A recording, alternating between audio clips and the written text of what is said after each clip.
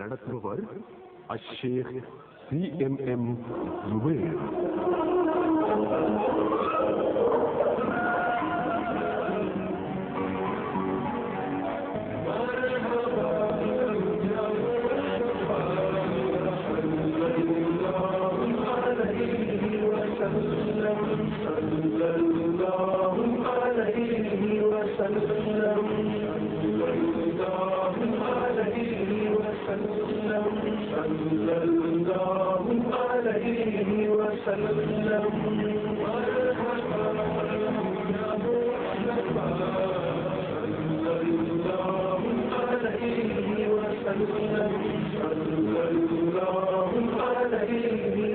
பிஸ்மில்லாஹிர் ரஹ்மானிர் ரஹீம்.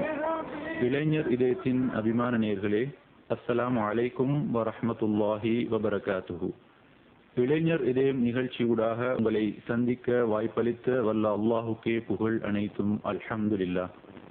அன்பான நேயர்களே, வளமை போன்று இன்றும் பல்வேறு சுவையான அம்சங்களோடு வானொலியூடே உங்கள் இல்லம் நாடி வருகிறது இளைஞர் இதயம்.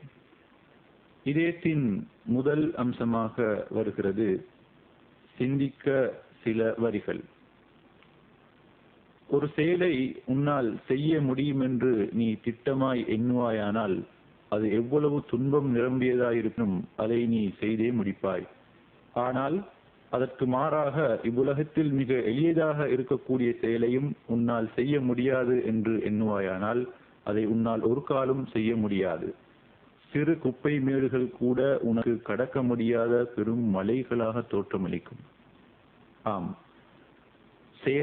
குறிப்பிட்ட செயலை சிறியதாக எண்ணுகின்ற பொழுது அது எமக்கு கடந்து செல்லக்கூடிய பெரும் சவாலாக இருந்தாலும் அது எமக்கு இலகுவான ஒன்றாக மாறும். அதே போல குறித்த செயலை நாங்கள் பெரும் ஒரு மலையாக கருதுகின்ற பொழுது அது நிச்சயமாக எமது செயற்பாடுகளுக்கு தடையாக அமையும் என்ற அந்த சிந்திக்க சில வரிகளோடு நிகழ்ச்சிக்கு வருகிறோம் நேயர்களே.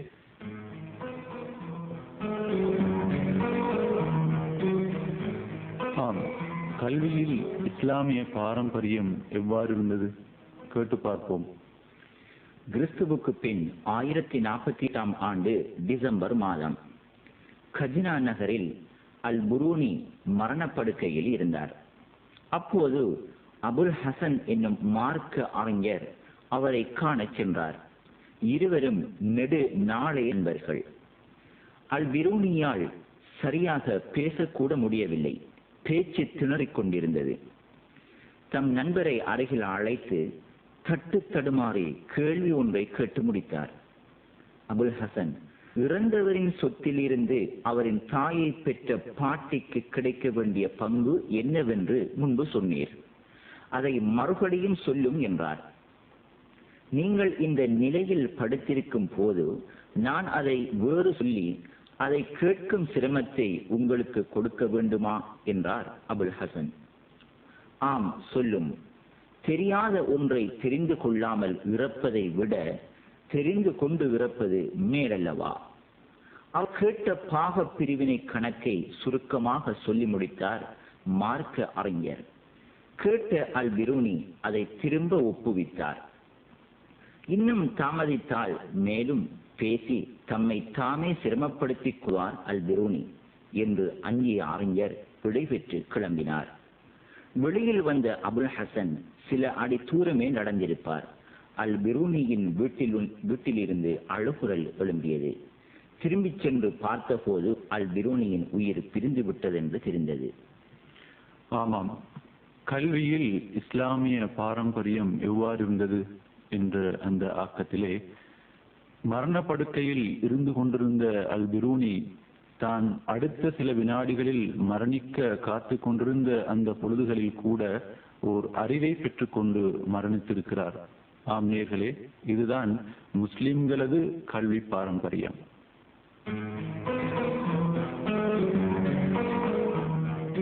இதயத்தில் அடுத்த அம்சமாக வருகிறது ஒரு தாய் தனது மகனுக்கு எழுதிய ஓர் அன்பு கடிதம். உயர்கல்வி கற்பதற்காய் ஊரை விட்டு போய்விட்டாய். ஊரை விட்டு போனாலும் உறவுகளை மறந்திடாதே. புதிய இடம், புதுமுகங்கள், பயம் வேண்டாம், பக்குவம் வேண்டும். உதிரத்தை பாழாக்கி ஊட்டிவிட்ட அன்னைக்கு உதவா பிள்ளையாகாதே, ஊதாரியாய் தெரியாதே. கிராமத்து வாழ்க்கையெல்லாம் போலி என்றெண்ணி நகரத்து வாழ்க்கையிலே நலிந்து போய் திருந்திடாதே, அதில் உன்னை நாசப்படுத்திடாதே. நல்ல நண்பரை தேர்ந்தெடு, நல்ல நண்பனை தேர்ந்தெடு, நாளும் இறையை வணங்கிடு. வீண் பொழுது உனக்கு வேண்டாம், வீணர் செலவும் செய்ய வேண்டாம். போற்ற வேண்டுமென்றே பக்குவமாய் வளர்த்து விட்டேன், ஊமெச்சும் பிள்ளையாகி உயர் பதவி வகிக்க வேண்டும். தூரத்தில் சென்று நீயும் தனிமையிலே வாடுவதால், தூரத்தில் சென்று நீயும் தனிமையிலே வாடுவதாய் எண்ணி என் உதிரம் உறைகிறது. தனித்திருந்து தவித்தேன் மகனே, மங்காமல் திரும்பிவிடு. வாப்பாவின் வருமானம் போதாதென்றாலும் தேவைகளை சொல்லிவிடு, தவறாமல் அனுப்பிவிடுவேன். நீ தவறியும் தவறுகள் செய்திடாதே மகனே, தருதலையாய் ஆகிடாதே. சாப்பாட்டில் குறை வேண்டாம், திருப்தி இல்லா மனமும் வேண்டாம். இன்னல்கள் எது வந்தாலும் இறைவனுக்காய் பொறுத்துவிடு. பார்த்திருக்க வருடம் போகும், படிப்பில் மட்டும் கவனமிடு. பார்த்திருக்க வருடம் போகும், படிப்பில் மட்டும் கவனமிடு. கல்வி வேண்டும், காதல் வேண்டாம், சொல்ல உனக்கு தேவையில்லை. செல்ல மகனே, நீயும் எங்கள் ஏக்கங்களை போக்கிவிடு.